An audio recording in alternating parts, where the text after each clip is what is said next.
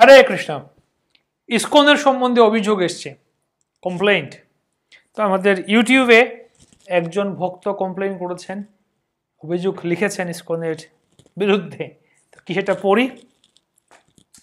ISKCON নাকি মানুষকে কর্মবিমুখ করে ফেলেছে। ইসকনে যারা আছে তারা শুধু ঘুরে ফিরে খায়। ইসকন উৎপাদনমুখী ও কর্মমুখী কিছু করছে না কেন, এ বিষয়ে কিছু বলবেন। বাহ। তো ইসকন মানুষকে কর্মবিমুখ করে ফেলেছে, সবাইকে বেকার করে দিচ্ছে, উৎপাদনমুখী কিছু করছে না, ইসকনের মানুষরা শুধু ঘুরে ফিরে খায়। তো আজকে আমাদের সাথে মায়াপুর ধামের পরতত্ত্ব স্টুডিওতে উপস্থিত আছেন শ্রীপাদ সরাট মুকুন্দ প্রভু, যাকে আপনারা আগেও দেখেছিলেন পরতত্ত্ব স্টুডিওতে।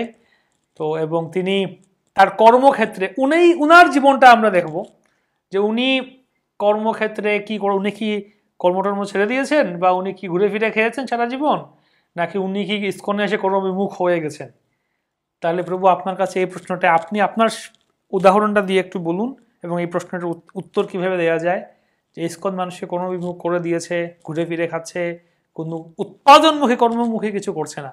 তো আপনি আপনার জীবনে কর্মজীবনে কি করেছেন, বা ইসকনে থেকেও কি করেছেন, না থেকে আগেও কি করতেন, কিভাবে আপনার জীবনটা বদলালো, বা কি সার্বিকভাবে কেউ উত্তর দেবেন এটা। হরে কৃষ্ণ প্রভু, প্রশ্নটি যিনি করেছেন, তো আমার এই প্রশ্ন সপক্ষে বলার একটাই বক্তব্য যে প্রশ্ন সাধারণত দুই ধরনের বিভাগ থাকে প্রশ্নে।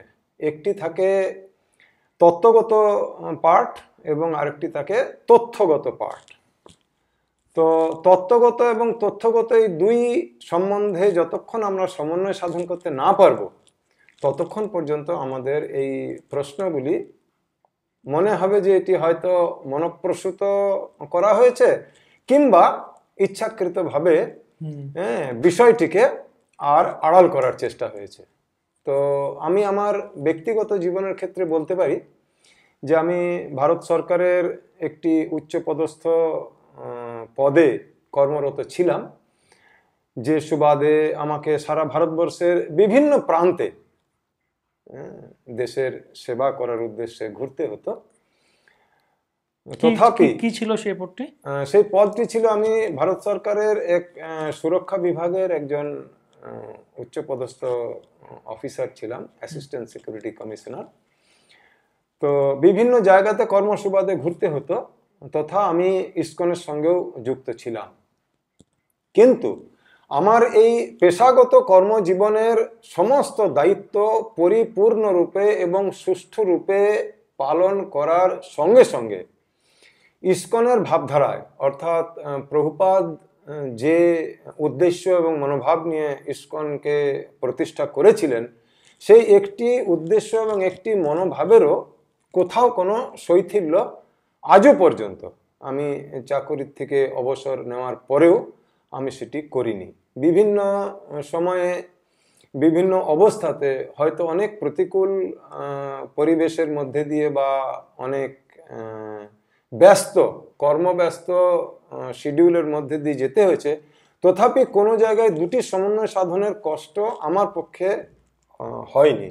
তো এর থেকে এটা প্রমাণিত হয় যে যদি আমরা আমাদের মানসিক দিক দিয়ে বা আমরা মনোভাবের দিক দিয়ে যদি আমরা দুটোকে গ্রহণ করি, তাহলে কর্মবিমুখতা বা আলস্য ইসকন পরিবারের সদস্যদের মধ্যে আছে, এটাকে কোনো মতেই প্রমাণ করা যাবে না বা এইরকম ভাবে বলা যাবে না।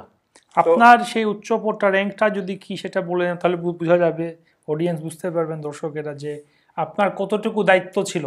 অনেকে মনে করতে পারেন, ও আচ্ছা আপনার মনে তেমন একটা দায়িত্ব ছিল না, আপনি এর জন্য ভক্তি করেছেন। তো কি কি করতে হতো আপনাকে আপনার কর্মজীবনে? না, আমি তো বেসিক্যালি ইউনিফর্ম ব্রাঞ্চে চাকরি করতাম। আমি রেলওয়ে প্রোটেকশন ফোর্সের একজন অ্যাসিস্ট্যান্ট সিকিউরিটি কমিশনার ছিলাম। রেলওয়ে সিকিউরিটি ফোর্সের, রেলওয়ে প্রোটেকশন ফোর্সের অ্যাসিস্ট্যান্ট সিকিউরিটি কমিশনার ছিলাম। তো ভারতবর্ষে সকলেই জানে যে রেল পরিষেবা ভারতবর্ষের জন্য একটি সর্ববৃহৎ সংস্থা, যা দৈনিক কোটি কোটি যাত্রীকে বহন করে এক জায়গা থেকে আরেক জায়গায় সুরক্ষিতভাবে পৌঁছে দেয়। তো তাদের সুরক্ষার দায়িত্বে যে সমস্ত কর্মী রয়েছেন, সেই সমস্ত কর্মীদের সঠিকভাবে পরিচালনা করার দায়িত্ব আমাদেরকে বিভিন্ন প্রান্তে পালন করে চলতে হতো। তো আপনার পোস্টিং শিফটিংও হতে থাকতো। হ্যাঁ, বিভিন্ন জায়গাতে। তো এই জিনিসটি সকলে মানে সহজেই অনুমান করা যায় যে যেখানে মোটামুটি কোন জায়গায় শিফটিং হয়েছে আপনার সারা ইন্ডিয়াতে? আমি যেমন কলকাতায় ছিলাম, আমি গৌহাটি ছিলাম, আমি দক্ষিণ ভারতে ছিলাম, আমি মধ্য ভারতে ছিলাম, বিভিন্ন প্রান্তে, সারা ভারতবর্ষের বিভিন্ন প্রান্তে যখন যেখানে এই পেশাগত এবং দায়িত্বগত কারণে প্রয়োজন হয়েছে, আমাদের প্রত্যেককে যারা এই বিভাগে বা এই পদে কর্মরত রয়েছেন তাদেরকে যেতে হয়। তো যেতে যেতে হয় এবং সেখানে গিয়ে এই সমস্ত দায়িত্ব পালন করতে হয়। তো প্রত্যেকটি দায়িত্ব পালনের গুরুত্ব এবং তার মানে ইমার্জেন্সি যে কথাটা বলা হয় সেটা এত বেশি যে সেখানে এরকম অনেক সময় সুযোগ হয় না যে আমি কোনো মস্তিষ্ক প্রসূত কোনো প্ল্যান করে আমি এটাকে আর সলভ করব। হয়তো তাৎক্ষণিক কোনো সমস্যার সামনে এমনভাবে যে পড়তে হলো যেটাকে তাৎক্ষণিক সমাধান করতে হবে। তো তাই প্ল্যান প্রোগ্রাম করে এই পদের দায়িত্ব সামলানো সর্বক্ষেত্রে সম্ভব হয় না।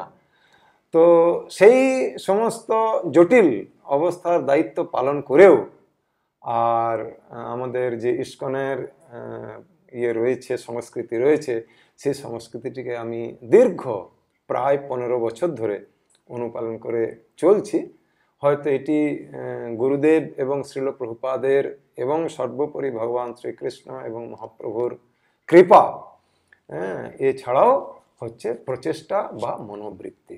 যদি আমাদের প্রচেষ্টা বা মনোবৃত্তি থাকে তাহলে একই সঙ্গে যেমন আমার দেশ মাতৃকা পেশাগত কাজের দায়িত্ব সম্পূর্ণরূপে পালন করা যায়, একই সঙ্গে আর এই আধ্যাত্মিক অর্থাৎ কৃষ্ণ ভবনামৃত সংঘের যে পরিকাঠামো অনুযায়ী আমাদের কৃষ্ণ ভবনামৃতের অনুশীলন সেটিকেও সুষ্ঠুভাবে পালন করা সম্ভব। বাহ, খুব সুন্দর কথা। তাহলে দেখা গেল যে ইন্ডিয়ান রেলওয়ে, যেটা ভারতের মধ্যে দেখুন এত বিশাল কার্যক্রম অপারেশন চলছে ইন্ডিয়ান রেলওয়ে, সেই ইন্ডিয়ান রেলওয়ের প্রোটেকশনের একজন চিফ সিকিউরিটি সিকিউরিটি কমিশনার, উনি যদি এ কথা বলতে পারেন যে উনি এত কিছু ওনার সেই দায়িত্ব পালন করে উনি ভক্তি করেছেন ওনার কর্মজীবনে, এখন উনি অবসরপ্রাপ্ত আছেন, এখন তিনি আরও করছেন, প্রচার করছেন, সবাইকে শেখাচ্ছেন, দেখাচ্ছেন। ওনাকে প্রভু একটা প্রাণায়াম করার উপরে ভিডিও করেছিলেন, আমাদের চ্যানেলে আছে, আপনারা সেটা দেখতে পারেন যে কীভাবে আপনারা প্রাণায়াম বা এক্সারসাইজ কীভাবে করতে পারেন, শরীরটাকে কীভাবে ভালো রাখতে পারেন, যেটা উনি ও ওনাদের সেই ট্রেনিং পিরিয়ডে উনি আপনিও ট্রেনিং দিতেন, সেটা নাকি আপনাকে পরে আমাদের ইউনিটে এসে আমি আমাদের আগের ভিডিওতে বলেছিলাম যে ট্রেনিং পিরিয়ডে যখন আমাদের শিক্ষা গ্রহণ করা হয়, তো তারপরে সেই শিক্ষা গ্রহণ করার পরে এবারে বিভিন্ন ইউনিটে যখন ইউনিট ইনচার্জ হয়ে প্রত্যেকটি দায়িত্বপ্রাপ্ত লোককে পাঠানো হয়, তখন তারা সেই ইউনিটে গিয়ে ইউনিট ওয়াইজ এগুলি তার আন্ডারে অধীনস্থ যে সমস্ত কর্মী রয়েছে তাদের যাতে শারীরিক সক্ষমতা, মানসিক দৃঢ়তা এবং মনের সংযম এগুলি যাতে পূর্ণরূপে বজায় থাকে, এই জন্য নিয়মিতভাবে, এমন না যে একদিন করা হলো, নিয়মিতভাবে প্রাত্যহিক, হয় সকালবেলায় নয় সন্ধ্যেবেলায়, এই শরীরচর্চা, আসন, প্রাণায়াম ইত্যাদির নিয়মিত প্র্যাকটিস করানো হয়। তো আমরা আসন প্রাণায়াম প্রভু দেখালেন, আসন এবং যে ফ্রি হ্যান্ড এক্সারসাইজ সেগুলোর উপরে আরও আমরা উনি দেখাবেন ভবিষ্যতে। আপনারা প্রাণায়ামগুলি অভ্যাস করুন, করে জানান আমাদেরকে যে কেমন লাগছে বা কেমন করছেন, কেমন সুফল পাচ্ছেন কিনা সেগুলি জানান। তারপর সেই ফ্রি হ্যান্ড এক্সারসাইজগুলিও উপরে দেখাবেন। তো কথা হচ্ছে, আপনি যখন এই চাকরিতে ছিলেন, সেই রেলওয়ের ফোর্সে, প্রোটেকশন ফোর্সে ছিলেন, তো এটা দায়িত্বপূর্ণ একটা কাজ, সেখানে আপনার ট্রেনিং বিভিন্ন জায়গায় যেতে হতো, তো আপনি ভক্তিতে এলেন। তো ভক্তিতে আসার পরে আপনার কে ইসকনে এরকম বলেছে আপনাকে কখনো যে এগুলো চাকরি টাকরি ছাড়ো, চাকরিটা ছেড়ে দিয়ে ইসকনে এসে সাধু সন্ন্যাসী বা মঠে যোগদান করুন, আপনি এগুলো ছেড়ে দিন, চাকরি টাকরি করে কিছু হবে না, এরকম ইসকন বলেছে আপনাকে? না, কখনো বলেনি। কারণ কি, এর একটি বিশেষ প্রকৃষ্ট শিক্ষা আমাদের ইসকনের মধ্যে রয়েছে, যেটি তত্ত্বগতভাবে আমরা শাস্ত্র থেকে পাই। ইসকন বেসিক্যালি শ্রীল প্রভুপাদ প্রতিষ্ঠা করেছিলেন ভগবান শ্রীকৃষ্ণের উদ্দেশ্য এবং মনোভাবের উপরে ভিত্তি করে। আচ্ছা। তো যখন যুদ্ধক্ষেত্রে অর্জুন যুদ্ধ করব না এই অজুহাত নিয়ে ভগবান শ্রীকৃষ্ণের কাছে কয়েকটি যুক্তি দিয়েছিলেন, তো ভগবান শ্রীকৃষ্ণ অর্জুনের এই যুক্তির পরিপ্রেক্ষিতে অর্জুনকে তিনি কখনোই যুদ্ধ বিমুখ হতে, অর্থাৎ আমরা আমাদের দৈনন্দিন জীবনধারা পরিচালন করার জন্য যে নিত্য আমরা কুরুক্ষেত্রে যুদ্ধক্ষেত্রে রয়েছি সেটির থেকে তিনি নিরত হতে কখনো বলেননি। উনি বরাবর বলেছেন যে অনাসীন অপ্রমেয়স্য তস্মাৎ উত্তিষ্ঠ যুদ্ধস্য ভারত। আবার কখনো তিনি বলেছেন তস্মাৎ উত্তিষ্ঠ কুন্তেয় কৃত নিশ্চয় যুদ্ধস্য। আবার কখনো বলেছেন আমাকে স্মরণ করে যুদ্ধ করো। তস্মাৎ কালেষু সর্বেষু মাম অনুস্মর যুদ্ধস্য। তো প্রত্যেকটি বাণীতে ভগবান শ্রীকৃষ্ণের এই যে প্রত্যেকটি বাণীতে আমরা এই উৎসাহ এবং অনুপ্রেরণা দেখতে পাই যে অর্জুন তুমি যুদ্ধ করো, তোমার যে স্বাভাবিক স্বভাববিহিত স্বধর্ম রয়েছে সেটাকে পরিত্যাগ না করে যুদ্ধ করো, অর্থাৎ তুমি কর্ম করো। তো এই ইসকন যেহেতু ভগবান শ্রীকৃষ্ণের এই বাণী এবং উদ্দেশ্যের ভাবধারার উপর প্রতিষ্ঠিত, তাই ইসকন পরিবারের প্রতিটি সদস্যের এটা মৌলিক আদর্শ যে আমরা কখনোই আমাদের যে জন্য নির্ধারিত কর্ম রয়েছে সেই কর্মটিকে পরিত্যাগ করে আমরা কর্মবিমুখ হয়ে থাকবো। এটা গেল তত্ত্বগত পাঠ। এবারে যেটা গেল তথ্যগত পাঠ। তথ্যগত পাঠে আমরা দেখতে পাই যদি আমরা একটি ইসকন ভক্ত গৃহী এবং ইসকন ভক্ত ব্রহ্মচারী তাদের যদি দৈনন্দিন কার্যকলাপের আমরা একটা বিশ্লেষণ করি তাহলে দেখবো যে একটি ইসকন ভক্তের দিন শুরু হয় ভোরবেলায় 4:30-র সময়। 4:30-র সময় শুরু হলো, 4:30-র পরে যে তাত্ত্বিক আধ্যাত্মিক যে পাঠ রয়েছে সেটা 9টা পর্যন্ত চলে। মঙ্গল আরতি, নৃসিংহ আরতি, তুলসী আরতি, তারপরে দর্শন আরতি, গুরু পূজা, শ্রীমদ্ ভাগবতম ক্লাস, তারপরে প্রসাদমের পরে যদি আশ্রমিক ভক্ত হয় সে মন্দিরের পরিচালনগত যে সমস্ত কার্যকলাপ রয়েছে সেইগুলি নিয়ে তারা লিপ্ত হয়। আর যদি কর্মী হয় সে অফিসে যায়, ব্যবসাদার আছে সে ব্যবসায় চলে যায়। এরপরে সন্ধ্যেবেলাতেও আবার যে সান্ধ্যকালীন প্রাত্যহিক অনুষ্ঠান সেগুলি হতে থাকে।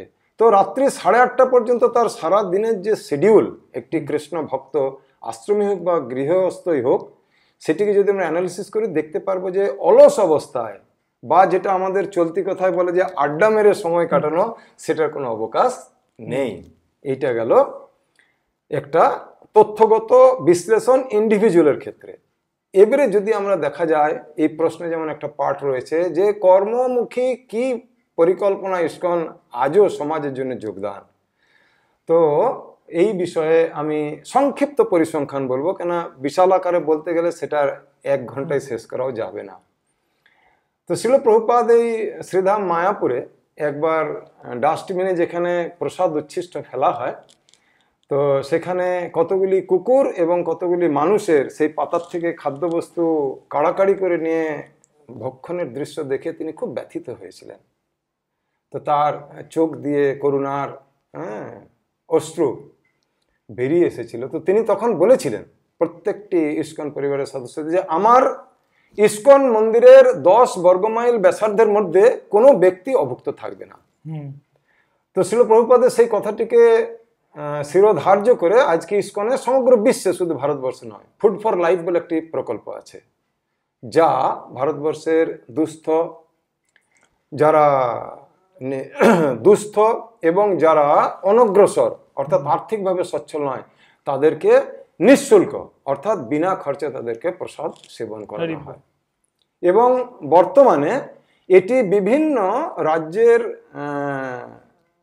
সরকারের সঙ্গে একটা যৌথ উদ্যোগে বিভিন্ন স্কুলে মিড ডে মিল হিসাবেও একটি বড় প্রকল্প গ্রহণ করা হয়েছে, যেটি যদি কেউ চান তাহলে বিভিন্ন যে সোশ্যাল মিডিয়ার ওয়েবসাইট রয়েছে সেখান থেকে তিনি জানতে পারবেন এটা সত্যতা।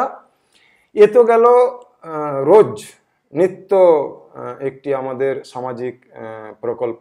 এছাড়াও আমরা বিগত 2 বছর আগে যে এক মানে মারণমুখী সমস্যা দেখেছিলাম, যেটি ছিল করোনা ভাইরাসের প্রকোপে অতিমারির সময় সারা বিশ্বে ইসকন ভক্তরা কোটি কোটি মানুষকে, শুধু ভক্ত নয়, তারা তাদের জীবনের ঝুঁকি নিয়ে ক্ষুধার্ত, যার রোগগ্রস্ত, যে দুর্গম এলাকায় রয়েছে, যার কাছে খাদ্যদ্রব্য পৌঁছাচ্ছে না, খাবারের অভাবে সে মারা যেতে পারে, এরকম অবস্থা হয়েছে, নিজেদের জীবনের ঝুঁকি নিয়ে কোটি কোটি মানুষের কাছে ইসকনের ভক্তরা এই অতিমারির সময় খাদ্য এবং তাদের অন্যান্য প্রয়োজনীয় জিনিসও পৌঁছে দিয়েছে।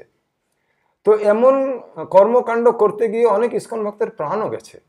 তো আমার মনে হয় যে এই সমস্ত পরিসংখ্যান বা তথ্য এগুলি বলতে অপেক্ষা রাখে না যে ইসকন ভক্তেরা বা ইসকনের কর্মকাণ্ড কখনোই সমাজমুখী বা এই অপরের সহায়তামুখীর থেকে কোনো অংশে নেতিবাচক কোনো প্রভাব রাখতে পারে। এ তো গেল সামাজিক উন্নয়ন এবং ব্যক্তি হিসাবে মানুষকে সেবা এবং সহায়তা করার একটি কাজ।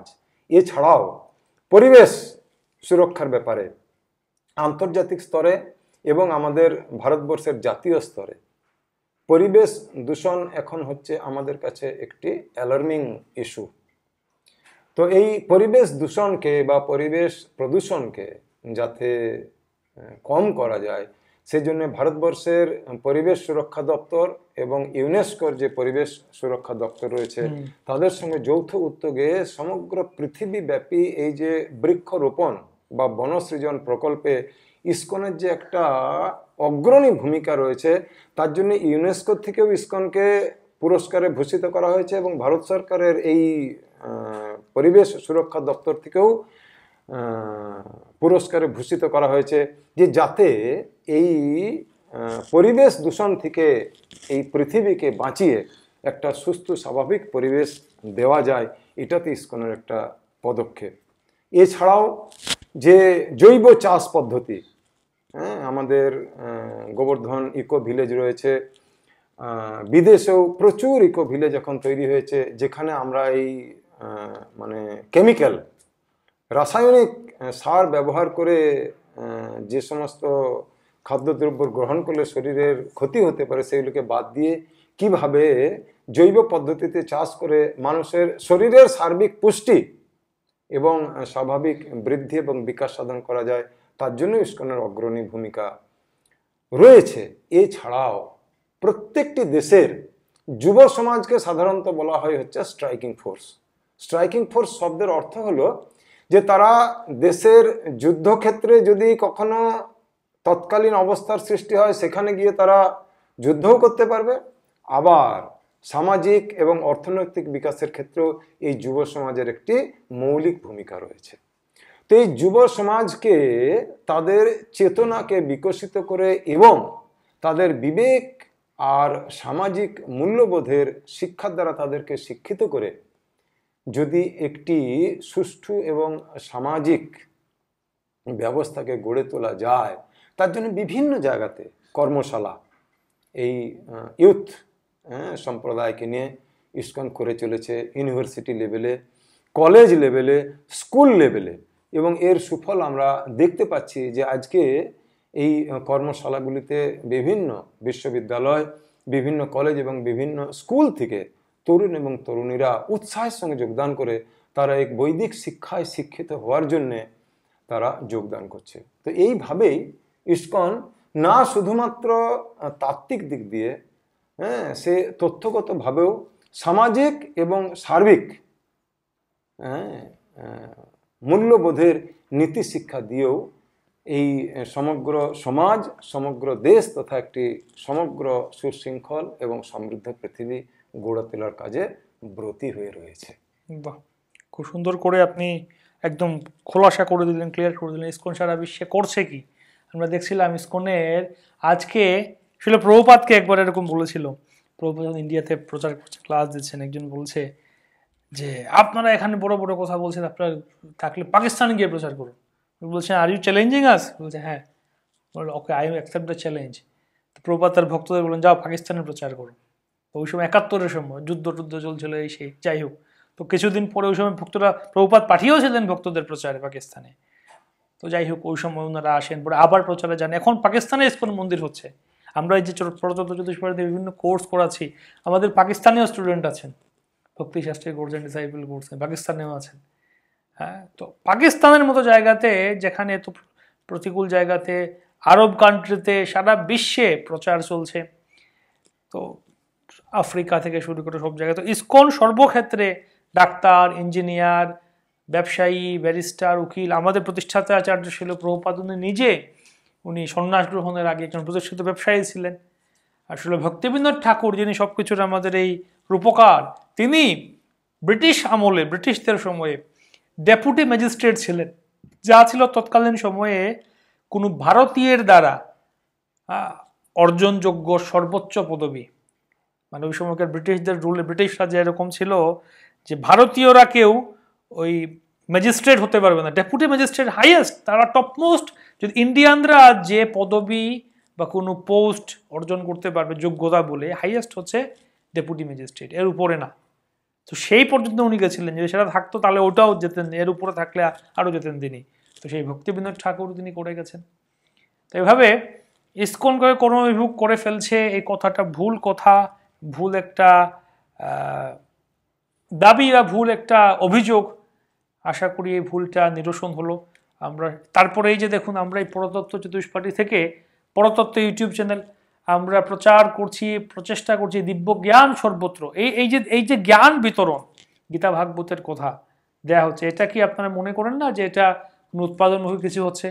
আজকে আমরা প্রথমবারের মতো আমাদের পরতত্ত্ব, আপনারা জানেন এই পরতত্ত্ব ইউটিউব চ্যানেলে প্রায় 2 লক্ষাধিক ভক্তরা জুড়ে আছেন, সাবস্ক্রাইব করে আছেন, বিভিন্ন হরিকথা শুনছেন। তো আজকে প্রথমবারের মতো আমরা আমাদের এই ইউটিউব দিয়েছে আমাদের উপহার, সেটা সবার সামনে উন্মোচিত করছি।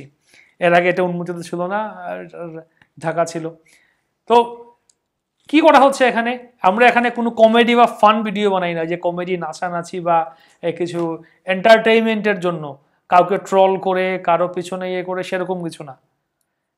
কৃষ্ণ কথা এবং এই দিব্য জ্ঞান, গীতা ভাগবতের জ্ঞান সর্বত্র প্রচার করা হচ্ছে। তো এটাও একটা কর্মমুখী এবং উৎপাদন করা হচ্ছে, জ্ঞান উৎপাদন করা হচ্ছে। আর যেমন আমাদের সরাট মুকুন্দ প্রভুর, আপনার সেই কর্ম ইয়েতে কি নাম ছিল? এস এস মিত্র। উনি একজন অ্যাসিস্ট্যান্ট সিকিউরিটি কমিশনার হিসেবে ছিলেন, দায়িত্ব পালন করলেন। এরকম অনেক আছেন, ডাক্তার, ইঞ্জিনিয়ার, ব্যারিস্টার, উকিল, ব্যবসায়ী, বড় বড় প্রতিষ্ঠিত। অম্বরীশ প্রভু, আলফ্রেড ফোর্ড, অনেকে যারা ফোর্ড কোম্পানির গাড়ি, তো সেই গাড়ি চড়ার জন্য আমাদের একটা প্রয়োজন, মানে এই ফোর্ড কোম্পানির গাড়িতে চড়ার জন্য একটা সামর্থ্য প্রয়োজন। আর সেই ফোর্ড কোম্পানির কর্ণধার যিনি প্রতিষ্ঠাতা, সেই উইলিয়াম ফোর্ডের নাতি আলফ্রেড ফোর্ড, যিনি ছিল প্রভুপাদের শিষ্য অম্বরীশ প্রভু নামে। সেই অম্বরীশ প্রভু তিনি সারা বিশ্বে প্রচার করছেন। এত বড় কোটিপতির মধ্যে এই বিভিন্ন কোটিপতিদের নাম আসে, এই অম্বরীশ প্রভুর উনিও আছেন, তবে উনি টপ কয়েকজনের মধ্যে নেই কেন? ওনার সব টাকা এখানেই দিয়ে দিচ্ছেন তিনি। আমাদের কত কোটি টাকা দিয়ে মন্দির হচ্ছে, আমাদের টিওবিপি হচ্ছে, তার বলছেন যা হবে এর অর্ধেকটা আমি দিয়ে দেবো। উনি পুরোটা দিতে পারতেন, উনি চাইলে পুরো টিওবিপিটাই উনি বানিয়ে দিতে পারতেন, কিন্তু উনি যদি সব দিয়ে দেন তাহলে বাকি ভক্তরা করবে কি? বাকি ভক্তরা কি দেবে? ভক্তিবিনোদ ঠাকুর ম্যাজিস্ট্রেট, ডেপুটি ম্যাজিস্ট্রেট, উনি চাইলে একাই যোগপীঠ মন্দির বানাতে পারতেন, কিন্তু উনি সবার ঘরে ঘরে গিয়ে নবদ দিয়ে ভিক্ষা করতেন। 1 টাকা করে দিন, বেশি না, 1 টাকা করে দিন, সবার সহযোগ থাকুক, সবাই সেই কৃপা পাক, এবং সবার সেই অনুদান দিয়ে উনিও দিলেন, সবকিছু মিলিয়ে যোগপীঠ মন্দির, মহাপ্রভুর জন্মস্থান নির্মাণ করেছিলেন, সংস্কার করেছিলেন। একইভাবে অম্বরীশ প্রভু পুরোটা উনিই দিচ্ছেন, অর্ধেকটা উনিই দিচ্ছেন। তো এভাবে আরো এরকম কত শত এক্সাম্পল আছে। ভারতেও অনেক প্রতিষ্ঠিত শিল্পপতি ব্যবসায়ীরা আছেন, বোম্বে, দিল্লি, তারা কৃষ্ণ ভক্তিতে সাহায্য করছেন, কৃষ্ণ ভক্তি করছেন, প্রচার করছেন সারা বিশ্বব্যাপী। চোখ কান খোলা রাখলেই বোঝা যাবে, সেটা জানা যাবে। তাই ইসকন কর্মবিমুখ করে ফেলছে, ইসকন উৎপাদনমুখী কিছু করছে না। যদি এখন এটা বলে থাকেন তাহলে আর কি বলা যায়? যদি ওই জে- একটাই ওই প্রভু জেগে থেকে যেটা- ঘুমালে আর কি করা যায়? যে হ্যাঁ, জেগে থেকে ওনার প্রত্যেকটি প্রশ্নের জন্য ওই জন্য আমাকেও যত্নশীল হতে হবে প্রশ্ন করার জন্য, যে আমি প্রশ্নটি করছি কিছু জানার জন্যে নাকি শুধু নেতিবাচক ভাবের জন্য। তো যদি তথ্যগত এবং তত্ত্বগতভাবে আজকালকার বর্তমান সোশ্যাল মিডিয়ার যুগে এটা এতই সোজা যে আমি কারোর কোনো কিছু সম্বন্ধে যদি জানতে চাই আমি সহজেই জানতে পারবো। তো আমাদের একটাই অনুরোধ থাকবে যে আপনারা এই ধরনের মনোভাব মনের মধ্যে তৈরি করার পূর্বে একবার যদি যাচাই করে দেখা হয়, তো যাচাই করে দেখলেই প্রশ্নের উত্তর পাওয়া যাবে। এটা মানে প্রকাশিত সত্য, এমন নয় যে গুপ্ত সত্য। ঠিক আছে, ধন্যবাদ প্রভু আপনাকে এত সুন্দর করে উত্তর দেওয়ার জন্য এবং পুরাতত্ত্ব স্টুডিওতে আজকে আসার জন্য। আপনারা সবাইকে আমরা স্বাগতম জানাচ্ছি। আপনারা আমাদের চ্যানেলে সাবস্ক্রাইব করে রাখতে পারেন এবং শেয়ার করতে পারেন দিব্য জ্ঞান সবার কাছে। আপনারাও এই কর্মমুখী এবং উৎপাদনমুখী, এই প্রচারমুখী আন্দোলনে আপনারা অংশগ্রহণ করতে পারেন। মায়াপুর ধামে স্বাগতম সবাইকে। হরে কৃষ্ণ।